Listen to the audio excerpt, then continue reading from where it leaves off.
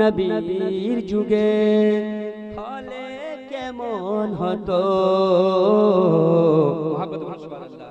জন্ম আমার নবীর যুগে হলে কেমন হতো কে দুনিয়াতে রাসূল পাক দুনিয়াতে রাসূল পাক দেখিলে কেমন হতো জন্ম আমার নবীর যুগে হলে কেমন সুবহানাল্লাহ বেশক আস্ত ভেসে ও হযরতে বেলালের মধুর আযান যে আযানে ছিল এত প্রেম মুগ্ধ রহমান যে আযানে ছিল এমন প্রেম মুগ্ধ রহমান দয়াল নবীর পিছে নামাজ পড়লে কেমন হতো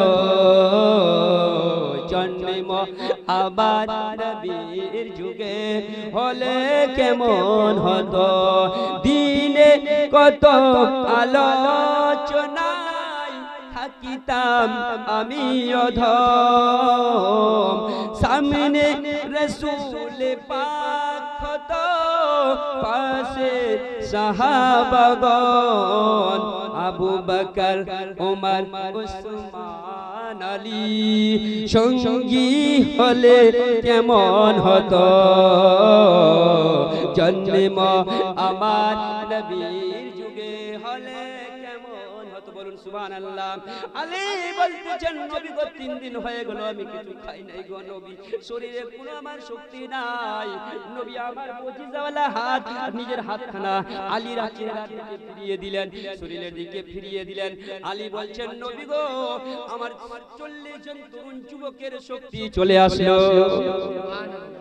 কয়জন 40 জন তরুণ যুবকের শক্তি নবীর মুজিজাওয়ালা হাত আচ্ছা নবী এই হাত দিয়ে ইশারা করেছেন সূর্যকে সূর্য ডুবা বা সূর্য ফেরতে আসছিল কিনা আসছিল হাদিস প্রমাণ আছে কিনা চাঁদকে ইশারা করেছেন এমন কোন মুজিজা কোন নবী দেখিয়েছেন কোন নবী দেখায়নি শুধুমাত্র আমার নবী আপনার নবী দেখিয়েছেন শেষ জামানার খাতামুন নবীন আমার নবী যেটা মুজিজা দেখিয়েছেন কেউ দেখায়নি সমস্ত বড় মুজিজা হলো নবীর কুরআন সুবহানাল্লাহ সবথেকে বড় মুজিজা এই কুরআন আপনাকে আমাকে নবী মুস্তাফা দিয়ে গেছেন যে 1400 শাদী হয়ে গেল কাল কিয়ামত পর্যন্ত যে কুরআন বাকি থাকবে সুবহানাল্লাহ ওই কুরআন মুজিজা আমার নবী দিয়ে গেছেন নবী হযরত আলীর কাছে চেহারাটাতে হাত ফিরিয়ে দিলেন হাত যেমনি ফিরিয়ে দিলেন আলী বলছেন আমার শক্তি চলে আসলো আলী বলছেন নবী গো এখন পাহাড়ে চড়তে পারবো পাহাড়ে যখন চড়ে গেল চড়ার পরে বলছি আলী যখন এত শক্তি হয়েছে এই পাথর যে আমাকে সালাম দিয়েছে আলী রে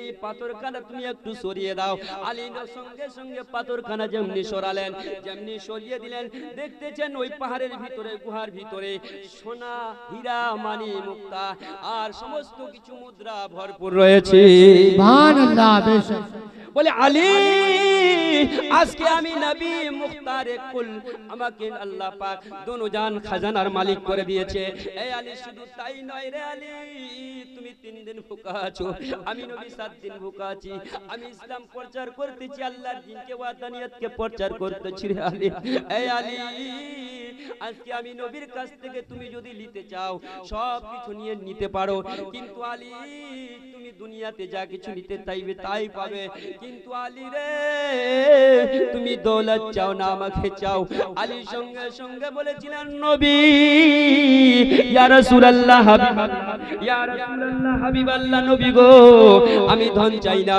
ইয়া রাসূলুল্লাহ আমি দৌলত চাই না নবী গো আমি হীরা চাই না মুক্তা চাই না নবী গো আমি আপনাকে ভালোবাসি আপনার প্রেম আপনার মোহাব্বত আপনার সঙ্গে থাকতে চাই সুবহানাল্লাহ বেশক হক তাহলে দুনিয়ার বুকে নবীকে আপনারা আপনারা বেশি ভালোবাসেন না কাকে ভালোবাসেন? নবীকে।